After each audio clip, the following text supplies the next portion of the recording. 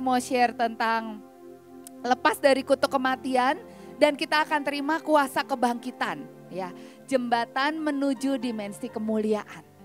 Kita sedang memasuki sebuah musim yang baru, musim 7 sumpah, musim di mana Tuhan itu sangat ingin untuk setiap kita itu dilepaskan dari semua kutuk, dilepaskan dari semua yang lama, dilepaskan dari dimensi kita yang lama, dan Tuhan mau kita itu sama-sama menyeberang ke sebuah dimensi yang namanya dimensi kemuliaan.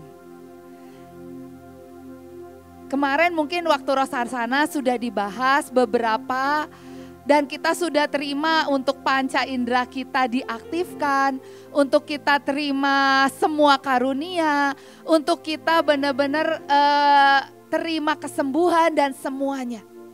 Itu adalah sebuah jembatan yang sedang Tuhan berikan kepada setiap kita untuk kita itu pindah. Nah, tahun ini, di Rosasana tahun ini itu tahunnya Pei Hei. Artinya mulut Tuhan dan nafas Tuhan. Jadi waktu saya persiapkan, Tuhan itu bilang ini sebuah kairos. Ini sebuah masa dan musim. Di mana setiap kita itu bisa lepas dari yang namanya kutuk kematian. Kita masuk yang pertama.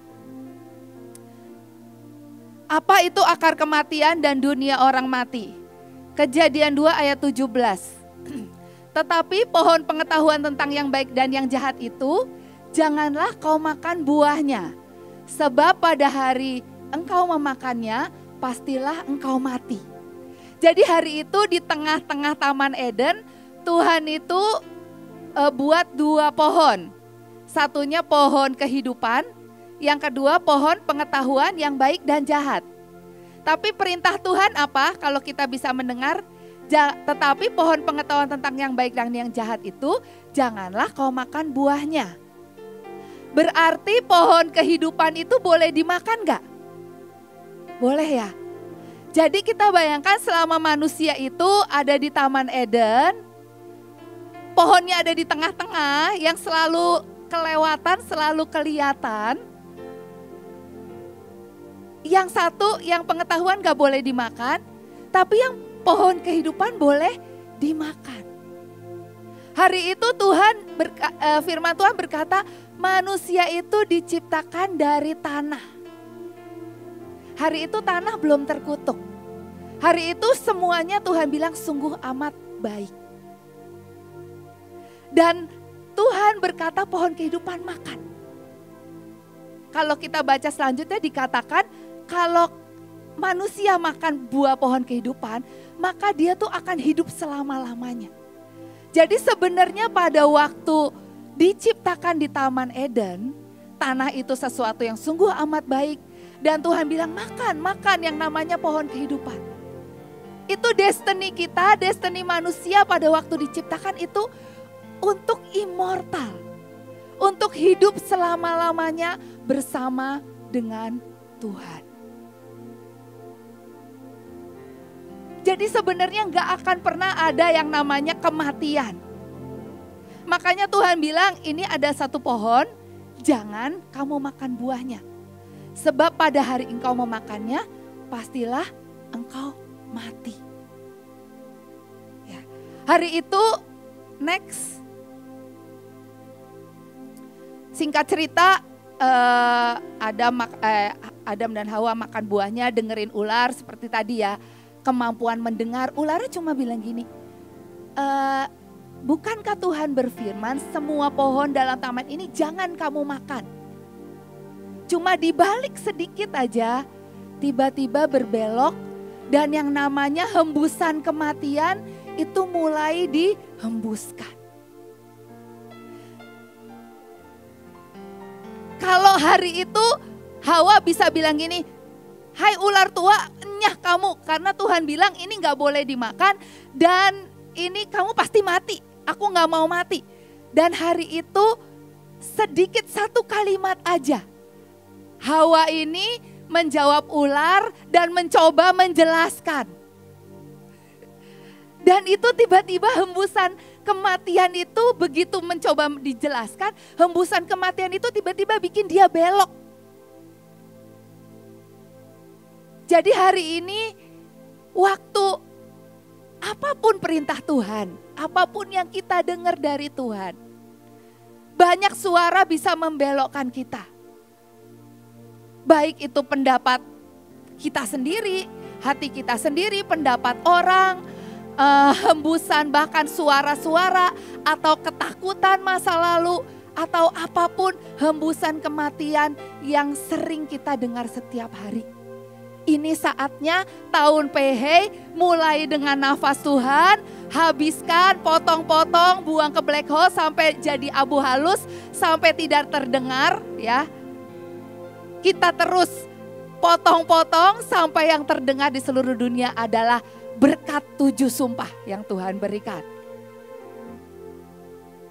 Di Kejadian 3 ayat 19, akhirnya tanah menjadi terkutuk ya. Dan dikatakan dengan berpeluh engkau mencari makananmu sampai engkau kembali lagi menjadi tanah. Karena dari situlah engkau diambil sebab engkau debu dan engkau kembali menjadi debu. Waktu kita mulai dengerin suara iblis dan kita enggak buang itu, manusia yang tadinya itu hidup di Taman Eden bersama dengan Tuhan sampai dalam kekekalan, tiba-tiba waktu ada kutuk, itu tiba-tiba Tuhan bilang dari tanah engkau kembali kepada tanah. Sebab engkau debu dan engkau akan kembali kepada debu. Ini adalah kutuk kematian yang hari ini kita mau benar-benar minta, Tuhan lepaskan aku. Lepaskan aku dari setiap kutuk kematian. Dari setiap debu. Kalau dikatakan sebab engkau debu dan kembali kepada debu, waktu DNA debu itu masih melekat dalam hidup kita.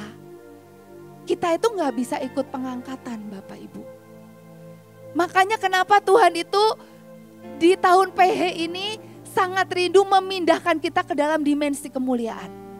Firman Tuhan berkata waktu kita jatuh ke dalam dosa, waktu manusia jatuh dalam dosa, kehilangan kemuliaan Allah.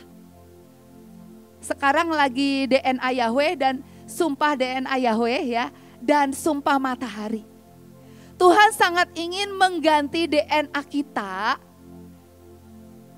yang waktu dikutuk itu jadi debu, kembali kepada debu. Tuhan ingin mengganti DNA kita dengan DNA Yahweh.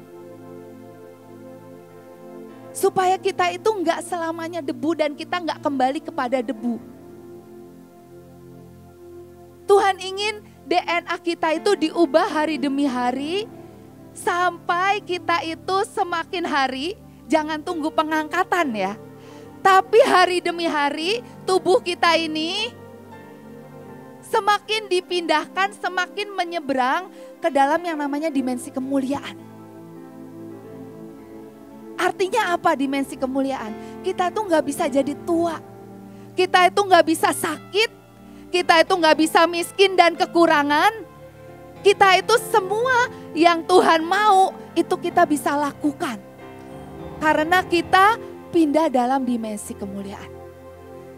Karena itu saya cuma mau bilang setiap sumpah yang Tuhan berikan yang harus kita nyalakan pagi sore itu sesuatu yang sangat-sangat berharga. Yang sedang memindahkan kita dalam dimensi kemuliaan. Next. Kejadian 2 ayat 7, karena itulah Tuhan Allah membentuk manusia itu dari debu tanah dan menghembuskan nafas hidup ke dalam hidungnya. Demikianlah manusia itu menjadi makhluk yang hidup. Ini adalah tahun PH, di mana Tuhan itu menghembuskan nafasnya. Ini saatnya kita lepas dari semua kutuk kematian. Kalau ada kematian di ekonomi kita, di dalam hubungan, di dalam keluarga, di dalam pelayanan atau apapun. Mari kita sama-sama teriak, Tuhan hembuskan nafasmu sekali lagi. Biarkan sekali lagi debu tanah ini terima yang namanya tubuh kemuliaan dan menjadi makhluk yang hidup. Filipi 3 ayat 10-11, yang ku kehendaki ialah mengenal Dia dan kuasa kebangkitannya dan persekutuan dalam penderitaannya, di mana aku menjadi serupa dengan Dia dalam kematiannya, supaya akhirnya aku mengalami kebangkitan dari antara orang mati. Ada sebuah kuasa yang namanya kuasa kebangkitan. Pada waktu kutuk kematian itu ada di Taman Eden, sejak itu Tuhan berkata, nggak ada yang bisa menebus kecuali ada Yesus yang mati di atas kayu salib. Kutuk kematian itu dibayar dengan kematian Yesus.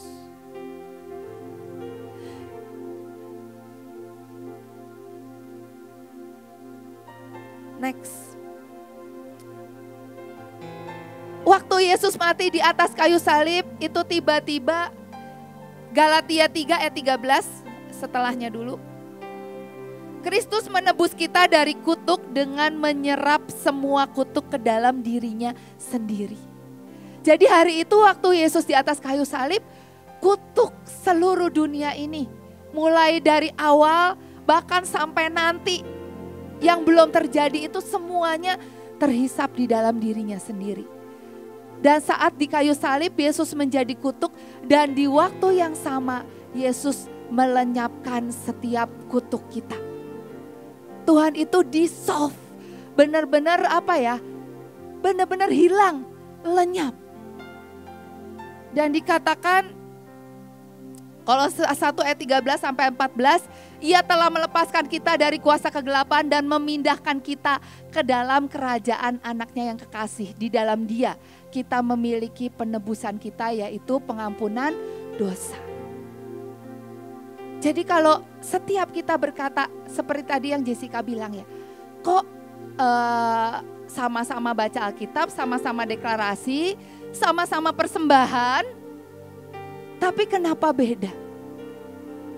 Hari ini mari kita sama-sama teriak untuk kita pindah ke dalam yang namanya dimensi kemuliaan.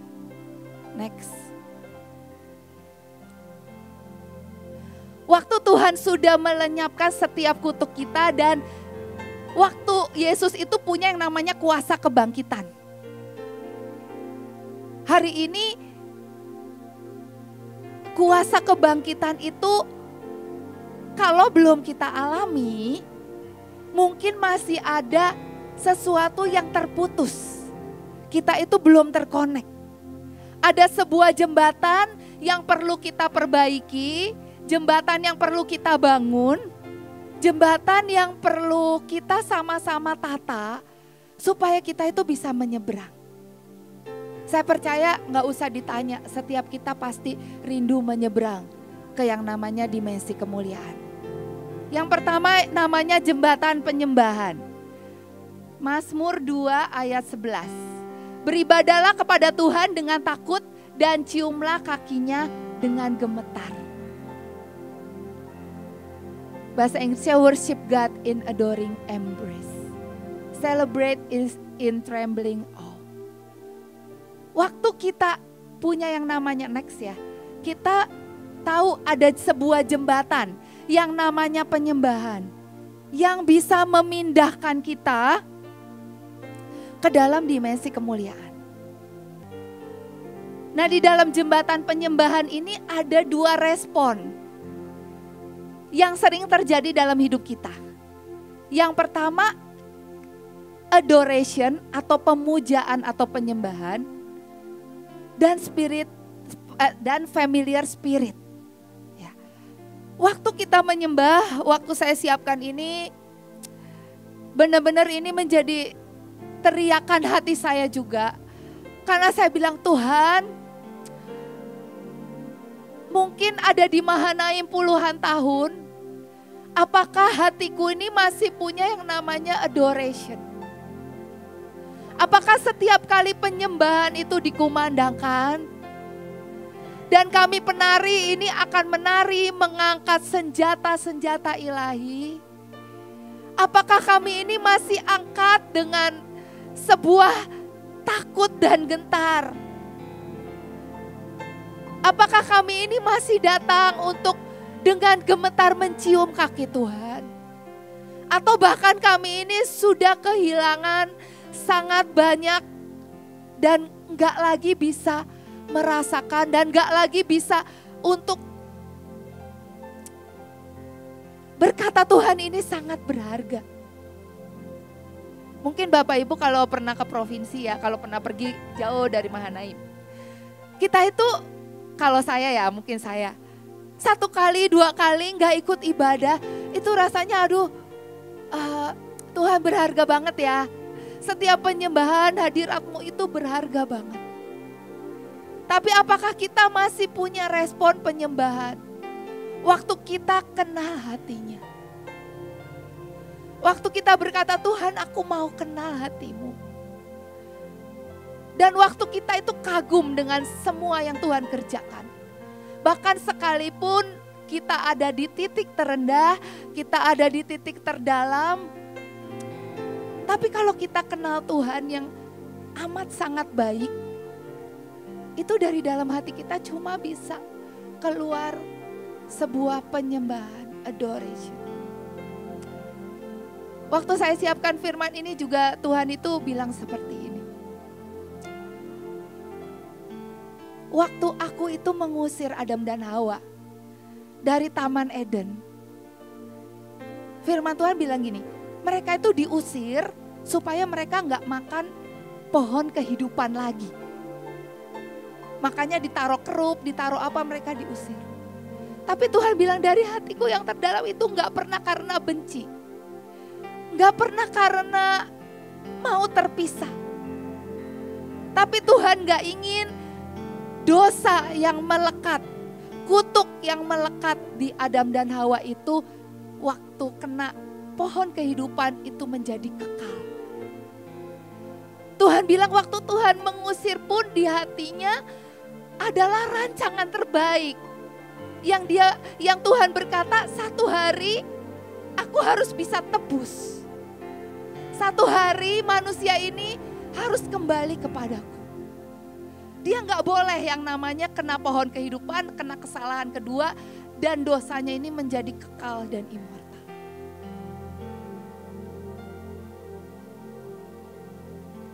Dan apakah waktu kita ini sedang mengalami yang namanya proses pembentukan Tuhan? Mungkin banyak hal kita nggak mengerti. Apakah kita ini masih bisa berkata, Tuhan, aku tahu ini semuanya karena cinta. Dan kita membuka hati untuk dibentuk, untuk dikoreksi. Dan kita akan selalu mengalami sebuah dimensi keintiman yang baru dan exciting dengan Tuhan. Waktu kita bisa menyembah, ini adalah sebuah jembatan. Untuk kita ini bisa masuk dalam dimensi kemuliaan. Bapak Ibu mungkin kita sering ya waktu penyembahan yang dalam, kemudian nabi-nabi mendapatkan yang dari Tuhan dan Tuhan turunkan sangat banyak. Itu adalah seperti sebuah jembatan, sebuah portal di mana Tuhan memberikan untuk setiap kita. Tapi mari kita sama-sama bertobat dari yang namanya familiar spirit. Familiar spirit ini waktu hati kita ini terbiasa dengan hadirat Tuhan. Oh ya, hadirat Tuhan biasa. Dan kita mulai kehilangan rasa hormat. Misalnya, kita kehilangan rasa hormat, sedang penyembahan, sidang ilahi, kita mulai perut kita lapar, turun ke bawah, ke kantin, dan kita kehilangan rasa hormat kita. Kita menganggap, oh itu enteng, nanti minggu depan juga ada lagi penyembahan. Nanti habis makan juga masih ada kok. Tapi tahukah seringkali Tuhan lewat. Dan kalau kita tidak sedang dalam sesuatu sikap hati yang sangat menginginkan, kita kelewatan. Familiar spirit juga waktu kita terjebak dalam rutinitas. Waktu kita terjebak dalam rutinitas itu seperti jembatan itu putus. Seperti jembatan itu nggak bisa nyambung. Kalau teman-teman penari pasti, udah sedikit ya. Kita tuh sama-sama ngerti gitu. Seringkali kalau tarian kita udah rutinitas, ya udah nggak ngerti semua, satu nari kemana, yang lain nari kemana. Tapi Tuhan berkata jangan terjebak dalam rutinitas tanpa penyembahan yang sejati. Setiap kali kita masuk hadirat Tuhan penyembahan, itu selalu pasti Tuhan berikan didikan, koreksi. Dan kalau kita masih punya yang namanya familiar spirit, kita akan merasa cukup tahu tentang Tuhan. Dan gak lagi mengejarnya dengan sepenuh hati. Mari kita bereskan jembatan penyembahan ini dan kita mulai nyebrang. Ayo kita sama-sama nyebrang ke dalam yang namanya dimensi kemuliaan. Next, ada jembatan iman.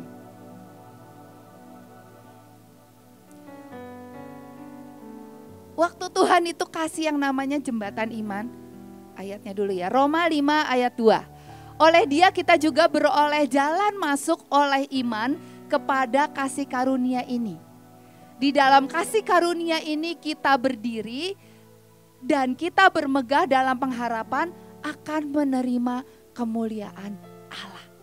Jadi iman ini yang akan menyeberangkan kita masuk dalam dimensi kemuliaan.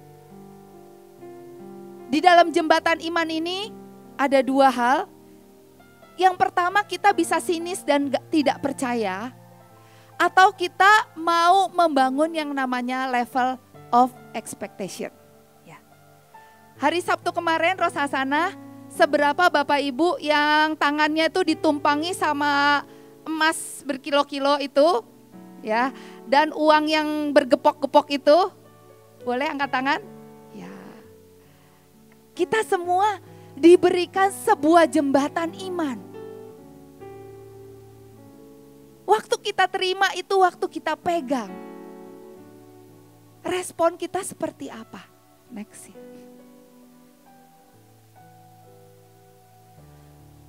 Apakah kita berkata, Tuhan aku takut pegang uang.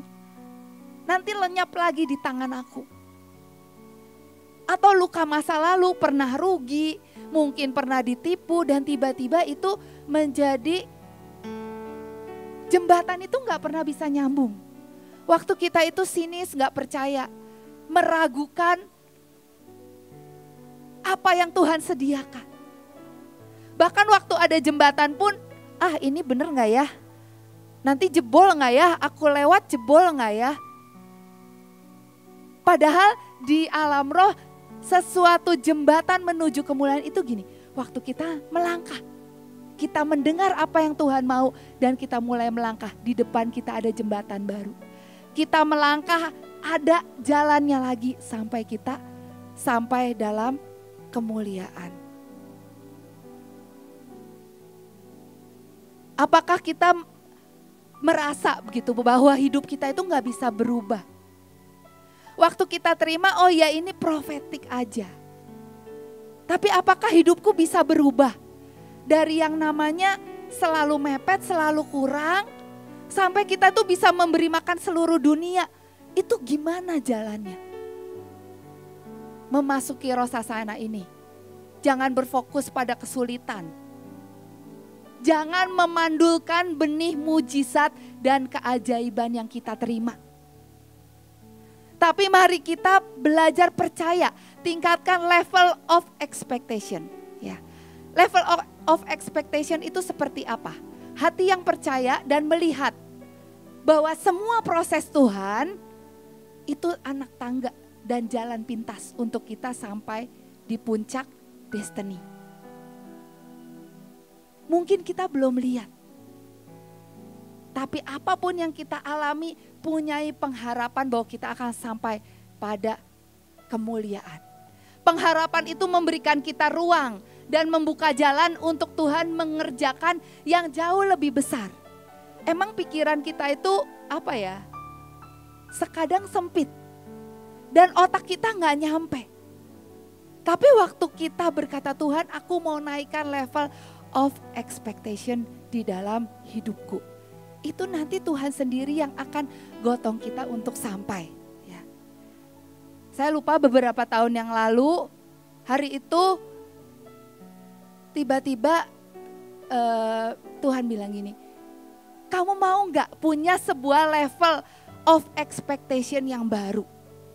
Kalau ibu itu membiayai Mahanaim sampai 5M, bahkan membiayai pelayanan-pelayanan lain, dan memberi berkat sangat banyak kepada orang, kamu mau gak? Tuhan bilang.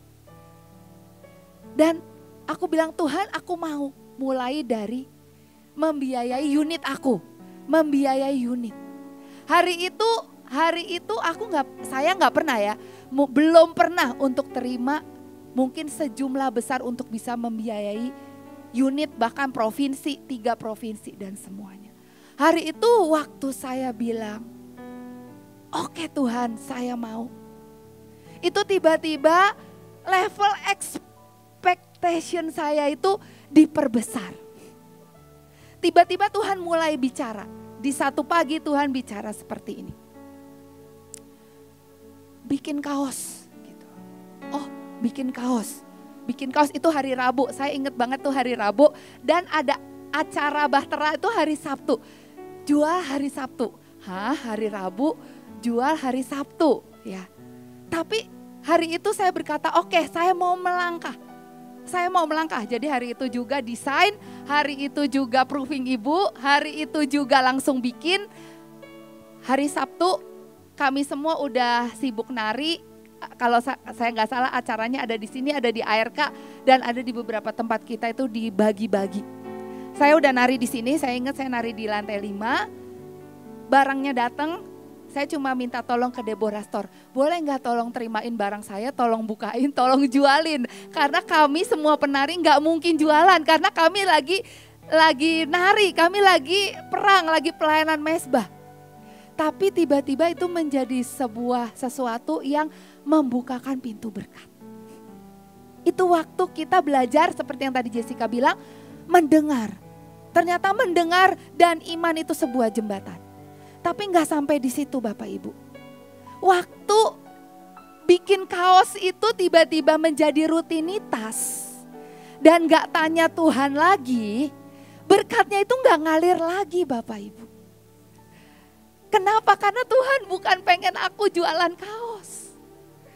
Tuhan itu pengen aku tuh bisa nari dengan Tuhan. Ayo putar-putar, ayo terbang-terbang. Waktu Tuhan minta jualan kaos, aku taat, itu Tuhan suka langkah pertama. Tapi bukan seterusnya itu. Harus dengarkan Tuhan lagi. Raba hatinya lagi. Rasakan perasaannya lagi. Dan itu yang membuat jembatan iman itu mulai dibangun. Ada saatnya Tuhan bilang nabur. Tabur sebanyak-banyaknya. Tabur jubah, tabur alat, tabur semuanya. Kerjakan ini, kerjakan itu seperti yang Tuhan mau. Karena ternyata jembatan iman adalah waktu kita itu divine duet dengan Tuhan. Waktu kita itu bisa berjalan seperti apa yang Tuhan mau, bukan dengan cara kita. Waktu kita mulai belajar mengaktifkan kuasa dan menyelaraskan dengan hati Tuhan. Itulah jembatan iman. Melihat segala sesuatu dari perspektif kerajaan Allah. Kalau buat manusia ya, kalau misalnya kita tuh diperlakukan gak adil, kita kan maunya marah ya. Tapi ternyata perspektif kerajaan Allah itu gak seperti itu. Bahkan waktu kita disakiti, waktu kita disalah mengerti, Tuhan itu sedang membangun fondasi, Tuhan menunggu respon kita. Waktu respon kita benar, waktu yang keluar dari hati kita adalah pengertian, pengampunan, tiba-tiba Tuhan berkata, ini loh aku jadi punya alasan untuk memberkati. Ini loh aku jadi punya sesuatu yang sangat aku suka, yang menggetarkan hatiku. Jadi hukum-hukum kerajaan Allah itu sangat luar biasa. Yang menurut dunia itu buruk, ternyata itu apa ya? Kunci-kunci Tuhan menunggu setiap respon hati kita, respon iman kita. Untuk itu Tuhan punya alasan untuk bahkan memindahkan seluruh dunia, semua yang terbaik itu dalam hidup kita. Yang terakhir, jembatan kesempatan. Apakah waktu kita terima kesempatan kita itu bisa exciting? Atau kita meremehkan dan itu jadi beban? Mazmur 73 ayat 24. Dengan nasihatmu engkau menuntun aku dan kemudian engkau mengangkat aku dalam kemuliaan. Ya, waktu kita mendapat tugas, mandat, kesempatan, itu adalah sesuatu yang sangat berharga untuk kita bertumbuh dan belajar menuju ke dimensi kemuliaan. Tapi apakah kita bisa sangat menghargai atau kita meremehkan dan kita mengubur banyak potensi yang kita miliki? Setiap kita itu punya kemuliaan yang berbeda-beda karena kita diciptakan segambar dan serupa dengan Allah. Setiap kita itu punya kemuliaan yang berbeda-beda. Setiap kita mendapatkan kesempatan, setiap kita mendapatkan tugas dan mandat, biarlah itu bukan menjadi sebuah beban. Tapi biarlah itu menjadi sebuah kesempatan yang berharga, yang exciting kita mengerjakannya bersama dengan Tuhan. Karena sekali lagi kita bisa melihat kemuliaan Tuhan yang ada dalam diri kita. Kita gak perlu iri-irian karena memang beda-beda. Karena Tuhan berikan kemuliaan buat setiap kita itu dari DNA-nya berbeda-beda. Tapi kita semua saling melengkapi.